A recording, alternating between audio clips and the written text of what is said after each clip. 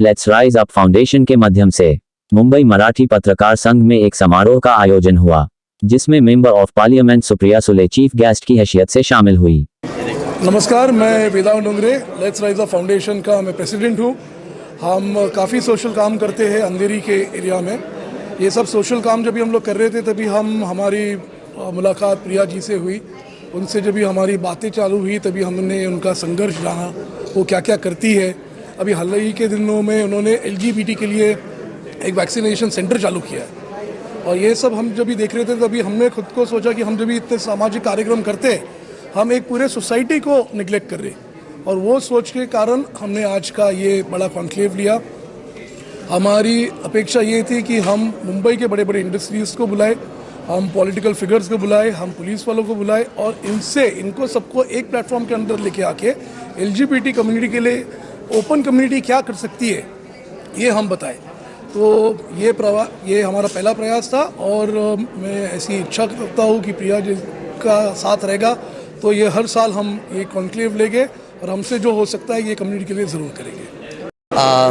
Hi, my name is प्रिया और मैं NCP LGBT cell की महाराष्ट्र प्रेसिडेंट हूँ। आज ये जो इवेंट है, अभी आपको पता ही होगा कि 6 सितंबर 2018 को 377 डिक्रिमिनलाइज्ड होके 3 साल हो चुके हैं और उसी को मद्देनज़र रखते हुए लेट्स राइज अप फाउंडेशन ने ये प्रोग्राम अरेंज किया था।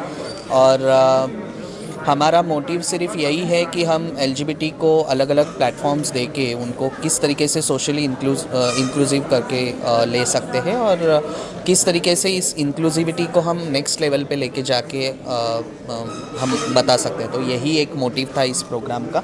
और शायद मुझे लगता है कि मेन स्ट्रीम और कम्युनिटी के बीच में जो भी गैप रहा है, उस गैप को कहीं ना कहीं भरने के लिए इस तरीके के कॉन्क्लेव्स और इस तरीके का कन्वर्सेशन होना बहुत ज़रूरी है। और जैसे आपने देखा कि सुप्रिया ताई ने आके इस मोमेंट को और ज़्यादा चेरिश किया है, तो अगर इसी तरीके से और भी पॉलिटिकल लीडर्स अगर LGBT के लिए थोड़ा अपनी आवाज़ आगे लेते हैं और उनके बारे में बोलना शुरू करते हैं, तो शायद इस कम्युनिटी को हम इंक्लूसिव करने में बहुत हद तक सफल हो। ये सब चीज़ें तब की बात कर रहा हूँ जब पेंडेमिक था, तब कोई घर से निकल नहीं सकता था। ये उस दौरान की बात है।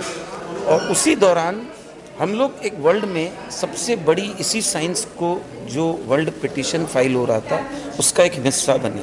ये दुनिया का सबसे बड़ा नाम है doctor Stephanie Tiller from Harvard medical. यही मैडम के बेस्ड पे रिपोर्ट पे पहली दुनिया की पिटीशन बनी WHO को, क्योंकि WHO भी पहले 4-5 महीने एग्री नहीं कर रहा था। तो ये रिसर्च में जो बनी, इसमें हमारी कंपनी अम्फा जो एयर क्वालिटी कंपनी है, इसको उन्होंने शामिल किया, दुनिया के 30 एक्सपर्ट्स को शामिल किया। उन्होंने इस साइट का नाम ही रखा 42RH60RH.com। एक टेक्निकल वर्ड है लेकिन आदमी समझ सकता है, और जो इस डोमेन में काम कर रहे हैं। इसके बाद ये कहानी वहाँ से शुरू हुई। फिर हमारी जो रिपोर्ट थी अप्रैल 2020 की, उसको जर्मनी ने पूरे दुनिया के साइंटिस्ट ने मिलके 1 साल बाद उसी थ्योरी को कंफर्म किया। जो कह रहा हूँ, तो आप अगर सच्चाई है, आपके कन्विक्शन है, आप ग्राउंड लेवल से आप काम कर रहे हैं, दुनिया माने नहीं माने सब चीज़ें, ये सारे सेंटर्स में हमने मशीन तब लगाई है जो लोग शायद हॉस्पिटल से 3 किलोमीटर दूर से भागते थे। तब की बात कर रहा हूँ। ये सारे मुंबई के जितने हॉस्पिटल सेंटर में इस वक्त हम लोग घूमते गए और सारे डॉक्टरों को हमने साइंस समझाया, जब तक उनको भी नहीं पता था ये चीज़ें क्या है। और हमने, क्योंकि MCGM के जो हेल्थ डायरेक्टर ने कहा अगर हमारी टीम बचेगी तो लोग बचेंगे, और यही लोग इंचार्ज थे मुंबई शहर को बचाने के लिए। आज क्या माहौल है ये सब चीज़ों के लिए? आज बहुत हद तक एक्सेप्ट है। ये सारा आपकी टाइम्स ऑफ इंडिया से लेके ये सारी चीज़ जो हमने काम किया CSR में, ये बहुत हद तक कवर हुआ है। इसके बाद ये ICMR से लेके WHO से लेके सब एक्नॉलेज करते गए। सबसे बड़ी बात, MCGM ने कहा कि यार मंसूर भाई ये बात सही है, आप हमारे को पेशेंट पे टेस्ट करके बताओ। तो उन्होंने इंडिया का जो सबसे बड़ा टेस्ट सेंटर कस्तूरबा दिया। यहाँ पे कस्तूरबा की 12 पेशेंट की रिपोर्ट है, साइंड बाय डॉक्टर गुमारे जो भी MCGM के हेड हैं, साइंड बाय डॉक्टर पवार जो कस्तूरबा के हेड हैं। इसमें क्लियरली लिखा है कि जहाँ ह्यूमिडिटी कंट्रोल्ड हुई है वहाँ पे कोविड पेशेंट 5 दिन के अंदर ठीक हो गया है। ये सब ऑन रिकॉर्ड है, मैं कोई बात ऐसी नहीं कर रहा हूँ। तो ये आम आदमी को पता चलेगा, बहुत से लोग की जान बच सकती है। आज सरकार की अपनी चीज़ें हो सकती है, लेकिन हमारा काम है लोगों तक लाना। हम लोग एक्टिविस्ट लोग हैं। इसका नतीजा ये निकला कि इस रिपोर्ट के बाद दुनिया की सारी बड़ी रिपोर्ट में सॉल्यूशंस में आज अम्फा का नाम टॉप लेवल पे आ रहा है।